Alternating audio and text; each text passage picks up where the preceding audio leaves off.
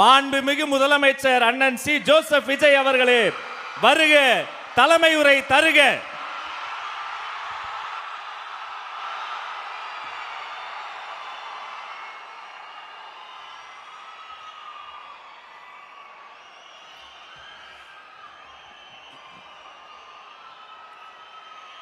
என் நெஞ்சில் குடியிருக்கும்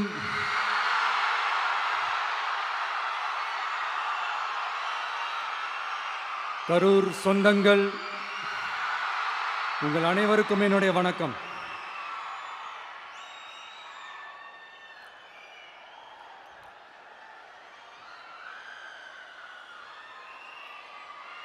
ஒரு மனுஷன் லைஃப்ல எவ்வளோ பெரிய ஒரு உயரத்துக்கு போனாலும்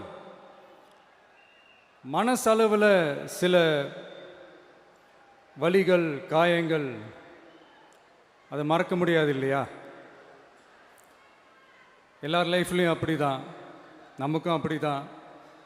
நிறையா வலிகள், காயங்கள் எல்லாத்தையும் தாண்டி தான் வந்திருக்கிறோம். ஆனால் எல்லாத்தையும் விட ரொம்ப ஜாஸ்தியான அந்த வலியும் அந்த காயமும் எனக்கு அந்த கரூர் சம்பவம் தான்.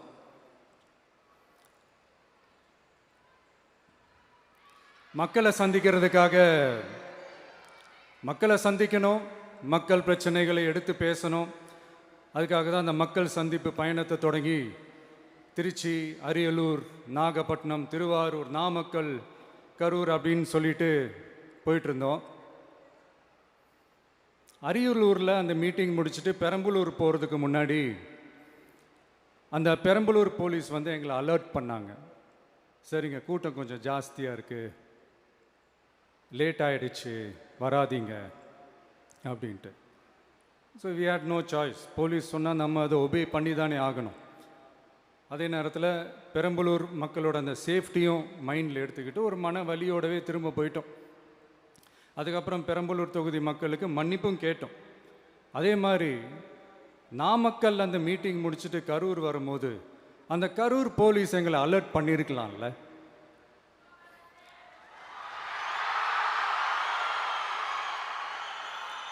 இல்லை சார், இங்கே எதிர்பார்த்ததை விட கொஞ்சம் கூட்டம் அதிகமாக இருக்குது, கண்ட்ரோல் பண்ண முடியல, வராதிங்க.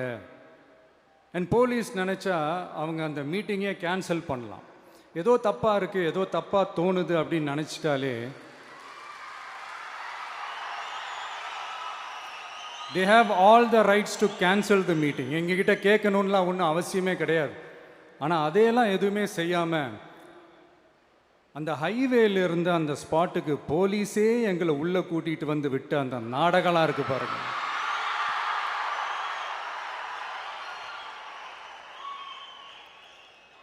நம்பிட்டேங்க, முழுசாக நம்பிட்டேன். அன்னைக்கு இருந்த அந்த கரூர் போலீஸ் பேசும்போது தேங்க்ஸ்லாம் சொன்னேன் அவங்களுக்கு. எனக்கு தெரியாது இப்படி ஒரு நாடகம் நடக்கும். இதுக்கெல்லாம் யார் காரணம்? இதெல்லாம் யார் சொல்லி செஞ்சது? இப்படி பண்ணுங்க, அப்படி பண்ணுங்க, சப்போஸ் அப்படி நடந்தா இப்படி பண்ணுங்க, சப்போஸ் இப்படி நடந்தா இந்த மாதிரி இன்ஸ்ட்ரக்ஷன்ஸ்லாம் கொடுத்து அந்த பிரஷர் போடுறது யார்?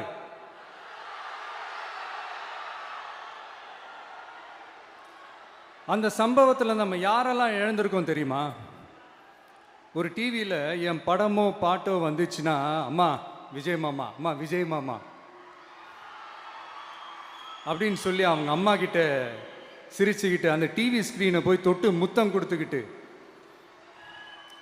என் அக்கா தங்கச்சிங்களோட தங்க பிள்ளைகளை இழந்திருக்கோம்யா. மழலை கூட சரியா வராதப்போ ஒரு பேப்பர் மேகசினில் என் ஃபோட்டோவை பார்த்தா அது சிரிச்சுக்கிட்டு அந்த கள்ளங்கபடம் இல்லாத அந்த சிரிப்பு, அந்த கடவுள் மாதிரி இருக்கிற அந்த பச்சை பிள்ளைங்களை இழந்திருக்கோம்யா. என் அக்கா தங்கச்சி, அண்ணன், தம்பி, குடும்ப உறவுகளை இழந்து அந்த வலியோட இருக்கிற என்ன நீங்க ஏளனமா பேசுறீங்களா? என் மேல பழிய தூக்கி போடுறீங்களா? இப்படி ஒரு சம்பவம் நடந்துருச்சு. இது ஏன், எதனால, அதுக்கான பின்னணி என்னன்ட்டு அந்த வலியோட வீட்டில் உட்கார்ந்துட்டு இருக்கிறேன். ஓடி ஒளிஞ்சிட்டான்னு வர சொல்றீங்களா? வாயின்னு முன்னிருந்தா என்ன வேணாலும் பேசுவீங்களா?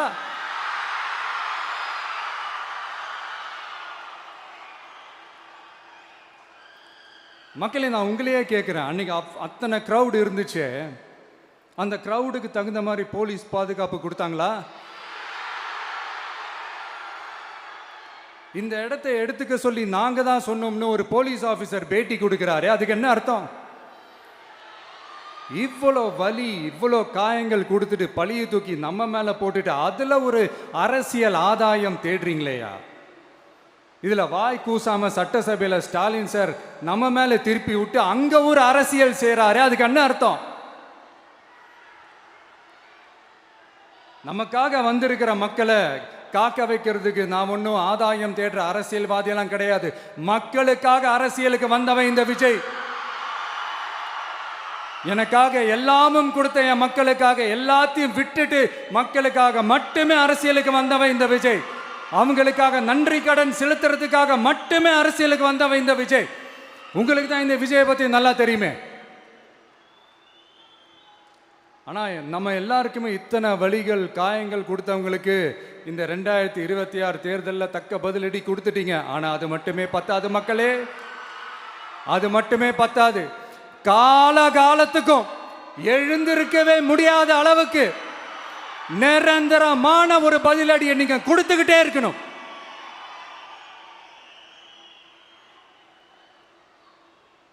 இப்படிலாம் பண்ணா நான் மக்களை விட்டு ஓடிடுவேன் நினைப்பா?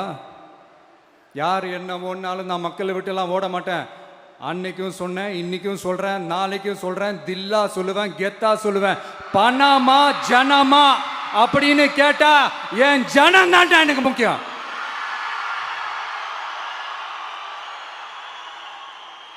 மக்களே, உங்களை விட எனக்கு இந்த காசு பணம் முக்கியமா என்ன? இவ்வளோ குறைகள் நம்ம மேல சொல்றாங்களே, இப்போ நான் சொன்ன மாதிரி அவங்களால ஓப்பனா சொல்ல முடியுமா? அந்த தில்லு இருக்கா, திராணி இருக்கா? ஒரு கிடையாது. ஆனா நம்ம மக்கள் அமைச்சு கொடுத்த நம்ம அரச குறைகள் மட்டும் டிசைனா மாடல் மாடலா குறைகள் மட்டும் சொல்லுவாங்க. ஒவ்வொரு டிபார்ட்மெண்ட்லயும் அந்த பார்ட்டி ஃபண்ட், அந்த கட்சி நிதின்ற பேர்ல அடிக்கிற கொள்ளையெல்லாம் இந்த தீய சக்தியா இருக்கட்டும், தீந்து போன சக்தியா இருக்கட்டும், ரெண்டு பேரும் மாறி மாறி இதே தான் செஞ்சிட்டு இருக்கிறாங்க. இதுல ஒரு ஹைலைட் காமெடி என்னன்னா, சட்டசபையில் பேசும்போது பார்ட்டி ஃபண்டுன்னு தான் சொன்னேன். அது எந்த பார்ட்டி, என்ன ஃபண்டு, யாரு, என்ன பேரு எதுவுமே சொல்ல. பார்ட்டி ஃபண்டுன்னு சொன்னவனை எடுத்தாங்க பாருங்க ஒரு ஓட்டம். எனக்கே ஃபர்ஸ்ட் புரியல, ஏன்பா ஓடுறாங்க? அப்படி என்ன நம்ம இப்போ சொல்லிவிட்டோம்? அதான் அந்த குற்றம் உள்ள நெஞ்சுக்கு தான் குறுகுறேங்கும். இது எப்படி இருக்கு தெரியுமா? எங்க அப்பா பீரோக்குள்ள இல்லை, எங்க அப்பா பீரோக்குள்ள இல்லை அப்படின்னு சொல்ற மாதிரி. ஐயோ, ஏன் கேட்குறீங்க? இவங்களோட செம்ம கூத்தா இருக்குங்க, செம்ம ஃபன்னா இருக்கு. சென்னையில் ஒரு பாலம் கட்டுறதுக்காக நார்மலாக ஆகிற செலவை விட அதிக செலவில், கிட்டத்தட்ட டபுள் மடங்கு செலவில் ஒரு டெண்டர் ஒன்று விட்டுருக்குறாங்க. அதையெல்லாம் தோண்டி எடுத்து அதெல்லாம் இப்போது கண்டுபிடிச்சி கேன்சல் பண்ணியிருக்கிறோம். இன்னும் எத்தனை கோடி ஊழல், எத்தனை லட்சம் கூடல் தோண்ட தோண்ட வருமோ எங்களுக்கே தெரில. ஒவ்வொரு முகமுடியாக கிழியுது. ஐயோ, இந்த விஜய் ஒவ்வொரு கதையாக எடுத்து வெளியில் விட்டுருவான் போலேன்ட்டு திரும்புகிற பக்கம்லாம் கதறல் கதறல் கதறல், காதலேருந்து ரத்தம் வராத குறை. ஆமாம், இப்படி ஊழல்லே ஊறி போனவங்க இப்படி தான் இருப்பாங்க. இந்த 50-55 நாட்களில் அங்கே செஞ்ச சில விஷயங்கள்லாம் சட்டசபையிலே எடுத்து சொன்னேன். பட் இங்கே ஒரு சில விஷயங்கள் சொல்லணும்னு நினைக்கிறேன். இந்த மின்சாரத்துறையில் இதுக்கு முன்னாடி போட முடியாமல் இருந்த அந்த பதவி உயர்வை வந்து இப்போ தான் எங்களால் போட முடிஞ்சுது. அதுக்காக ஒரு அக்கா அழுதுகிட்டே ஒரு நன்றி சொன்னாங்களே, அதெல்லாம் உங்கள் கண்ணில் படாது அந்த வீடியோலாம், குறை சொல்கிறவங்களுக்கு. அடுத்து லஞ்சம்லாம் ஒழிக்க முடியாது, ஊழல்லாம் ஒழிக்க முடியாது, அதெல்லாம் பிளட்டிலேயே ஊறி போய் இருக்கு அப்படின்னு சொன்னவங்க போய் ஒவ்வொரு கவர்மெண்ட் ஆஃபீஸாக பாருங்க. ஒரு பைசா லஞ்சம் இல்லை, ஒரு பைசா ஊழல் இல்லை. வேலையெல்லாம் சும்மா டக்கு டக்கு டக்குன்னு நடக்குது. ஒரு பெரியவர் ஒருத்தர் சொல்றாரு, தம்பி வேலையெல்லாம் நடக்குது, ஆனால் அதையும் தாண்டி எங்களுக்கு மரியாதை கொடுக்குறாங்க தம்பி, உட்கார வச்சுலாம் பேசுகிறாங்க. இதெல்லாம் இதுக்கு முன்னாடி நடந்ததே இல்லை. அவனை போய் பாரு, இவனை போய் பாரு, இந்த ஆஃபீஸரை போய் பாருன்னு சொல்லி அலைய விடுவாங்க. இப்போ லஞ்சம் இல்லை, ஊழல் இல்லை, வேலையெல்லாம் உடனே நடக்குது. மக்கள் அப்படி ஒரு பெருமூச்சு ஒன்று விடுறாங்க. அதை பார்த்து நமக்கு அப்படி ஒரு ஹாப்பினஸ். இதுக்கு மேலே என்ன வேணும்? ஏன் இதெல்லாம் பண்ண முடியாது? மனசுன்னு ஒன்று இருந்தால் பண்ணலாம். இப்போ பண்ணலை. அதே மாதிரி இந்த எல்என்டி நிறுவனத்தோட 18,600 crore 3 திட்டங்கள் அந்த ஒப்பந்தம், அந்த கையெழுத்து போட்டிருக்கிறோம். கிட்டத்தட்ட 8,200 பேருக்கு வேலை வாய்ப்பு. நான் சொல்கிறது அந்த 3 மாவட்டத்தை சேர்ந்தவங்களுக்கே அவ்வளோ வேலை வாய்ப்பு. குறுவை சாகுபடிக்காக 134 கோடியில் அந்த சிறப்பு தொகுப்பு திட்டம் அறிவிச்சிருக்கிறோம் நம்ம விவசாயிகளுக்காக. இப்போவும் சொல்கிறேன், நம்ம விவசாய பெருமக்களே, உங்களோட இந்த அரசு கூடவே நிற்கும். பெண்கள் பாதுகாப்புக்காக சிங்கப்பெண் அதிரடி படை, அது உங்களுக்கு நல்லாவே முன்னாடியே தெரியும். வரப்போகிற அறிஞர் அண்ணா அவர்களுடைய பிறந்த நாளில் உங்கள் அண்ணனுடைய அரசில் தாய் மாமன் தங்க மோதிர திட்டம் அறிவிக்கப்படும். இதெல்லாம் கேட்டாங்களே, வாக்குறுதி கொடுத்தீங்களே, என்னாச்சுன்னு. இந்த தீய சக்தி மாதிரி ரியல் தாய் மாமன்லாம் கிடையாது. ரியல் தாய் மாமன். எப்படி? ரியல் தாய் மாமன்.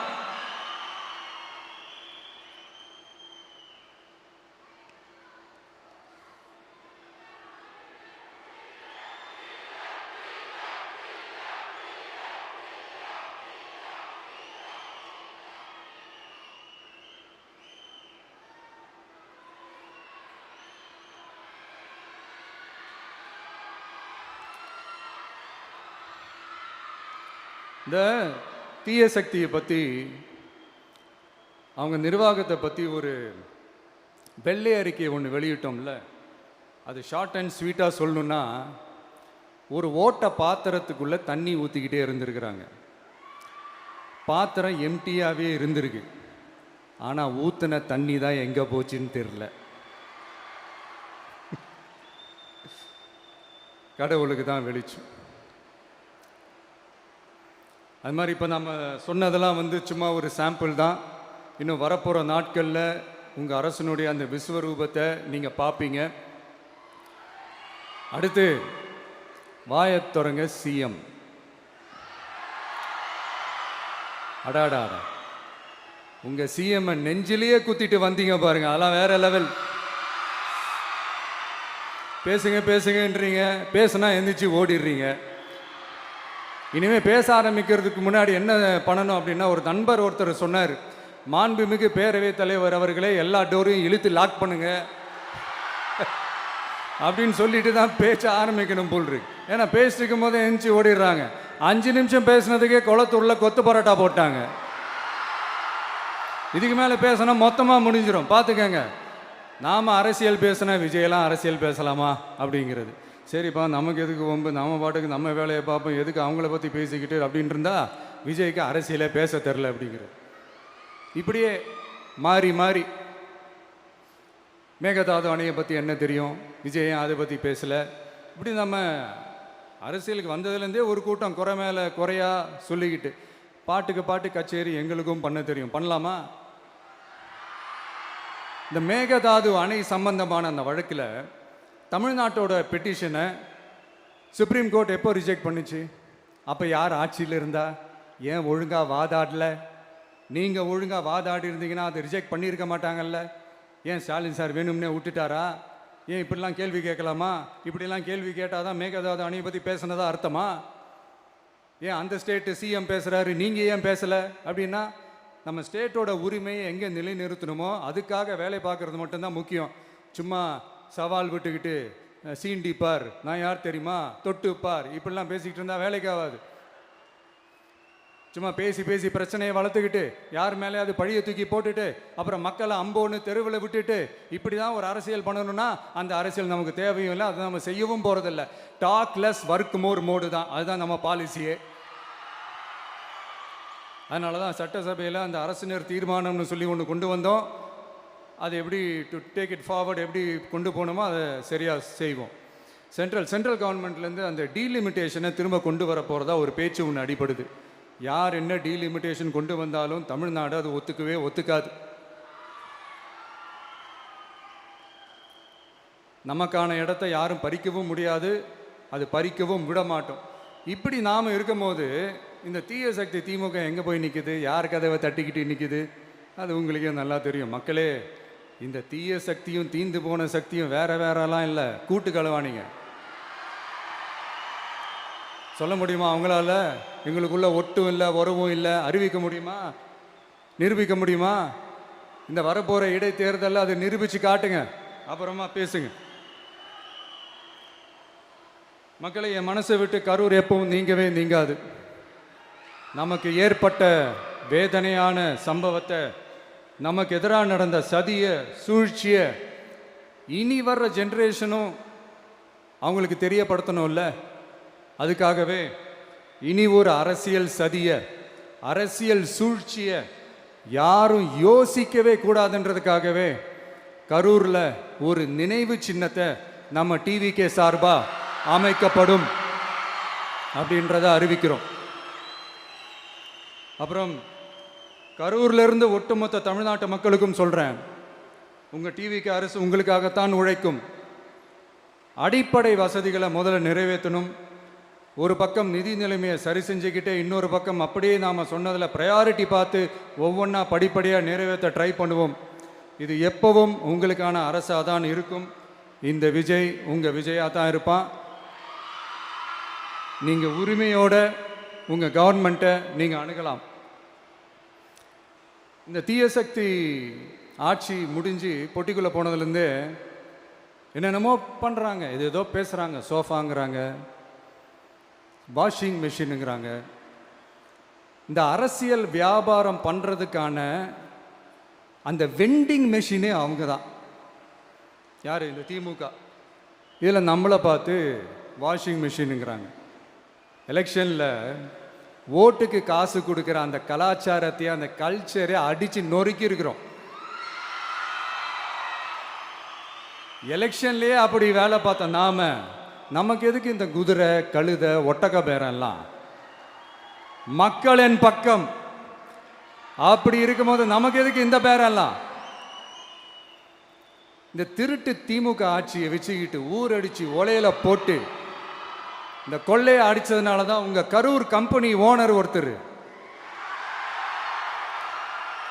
எங்க எங்க இருக்காருன்னே தெரியாம ஓடு ஓடு ஓடு ஓடு ஓடு ஓடு ஓடு ஓடு வராம் பாரு வேட்டக்காரன் ஓடினே இருக்கிறாரு.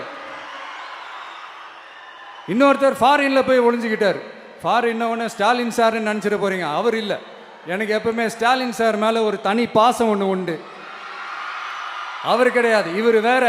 சிங்கப்பூருக்கு செக்கப்புக்கு போனார்ல அவர். இன்னும் தோண்ட தோண்ட எத்தனை பேர் மாட்ட போகிறாங்களோ தெரில. உங்ககிட்ட யாராவது லஞ்சம் ஏதாவது கேட்டாங்கன்னா கொடுக்க முடியாது சொல்லுங்கள், நான் இருக்கேன் உங்களோட. அப்படியே யாராவது ஃபோர்ஸ் பண்ணாங்கன்னா இது எங்க மகன், எங்க புள்ள, எங்க அண்ணன், எங்க தம்பி, எங்க விஜய், எங்க விஜயோட ஆட்சின்னு ஸ்ட்ராங்கா சொல்லுங்க. மக்களை, நீங்க கூட இருக்கும் போது லஞ்ச ஊழல் மட்டும் இல்லை, அதிகாரத்தை வச்சு ஆட்டம் போடுற யாரா இருந்தாலும் அடங்கிடுவாங்க. இந்த கடமை, கண்ணியம், கட்டுப்பாடுன்ட்டு ஒரு காலத்தில் கொள்கையோடு இருந்த கட்சியெல்லாம் இன்னைக்கு எப்படி இருக்கான்னு உங்களுக்கே தெரியும். அதாவது இந்த டிவிகே கட்சியோட தலைவரை எதிர்க்கிறதுல ஒரு நியாயம் இருக்கு. ஏன்னா உங்க பொழப்பில் மண்ணள்ளி போட்டான். என்ன, இந்த ஊழல் லஞ்சம்லாம் பண்ண மாட்டேன்னு சொல்லி உங்க அரசியலையும் ஒரு தெருமுனைக்கு கொண்டாந்து விட்டான். மக்கள் வேற அவனை தான் நம்புறாங்க. ஸோ இந்த விஜயை எதிர்க்கிறதுல ஒரு அரசியல் நியாயம் இருக்குது, அதை புரிஞ்சுக்கலாம். ஆனால் இன்னைக்கு இந்த விஜயை மக்கள் ஓட்டு போட்டு ஜெயிக்க வச்சு ஒரு தீர்ப்பை கொடுத்து மக்களுக்காக வேலை செய்யறதுக்காக முதலமைச்சராக உட்கார வச்சிருக்கிறாங்க. என்னமோ இன்னமும் நீங்கள் தான் ஆட்சியில் இருக்கிற மாதிரி. விஜய் கரூருக்கெல்லாம் போகக்கூடாது, விஜய் இங்கே போகக்கூடாது, அது செய்யக்கூடாது, இது செய்யக்கூடாதுன்னு எனக்கு புரியலையே. ஆட்சியில் இருக்கும் போது தான் இவ்வளோ கட்டுப்பாடெல்லாம் போட்டிங்க, எஸ்ஓபிஸ்லாம் போட்டிங்க, ஸ்டாலின் சார் ஆப்ரேட்டிங் ப்ரொசீஜர்லாம் போட்டிங்க. இப்போவும் அதே பண்ணிட்டு இருந்தீங்கன்னா என்ன சார் நியாயம்? இல்லை நான் தெரியாம தான் கேட்குறேன். இன்னும் கனவுலையே இருக்கிறீங்களா? முதல்ல முழிச்சு வாங்க, ரியாலிட்டிக்கு வாங்க. உங்க ஆட்சியெல்லாம் வீட்டுக்கு போய் டிவிக்கேன்னு ஒரு ஆட்சி வந்து ரொம்ப நாள் ஆச்சு. ஒழுங்கா படி என்று சுப்ரீம் கோர்ட் ஓங்கி மண்டேலியே நறுக்கு நறுக்கு நறுக்கு என்று செம்மட்டியாலே அடிச்சும் இந்த திமுக முழிச்சிக்கல அப்படின்னா அப்போ கொஞ்சம் கஷ்டம்தான். வெற்றி தோல்வியெல்லாம் அரசியலில் சகஜம் சார். அதுக்காகலாம் வெறி பிடிச்சி இந்த பதவி வெறி பிடிச்செல்லாம் அலைய தேவையில்லை. நல்ல விதமாகவே சொல்கிறேன், நியாயமான அரசியல் பண்ணுங்க. ஓ, அதுதான் உங்களுக்கு தெரியாதுல்ல? இந்த தீய சக்தி திருத்தவும் முடியாது, அவங்களா திருந்துவாங்கன்னு பார்த்தா அதுவும் நடக்க போகிறதில்ல. அதனால் வரப்போகிற இடைத்தேர்தலில் மக்களே இந்த தீய சக்தி திமுகவை நல்லா வெச்சு வெளுத்து விடுங்க. கான்ஃபிடண்டா இருங்க மக்களே, நல்லதே நடக்கும், வெற்றி நிச்சயம். மீண்டும் சந்திக்கும் வரை நன்றி, வணக்கம்.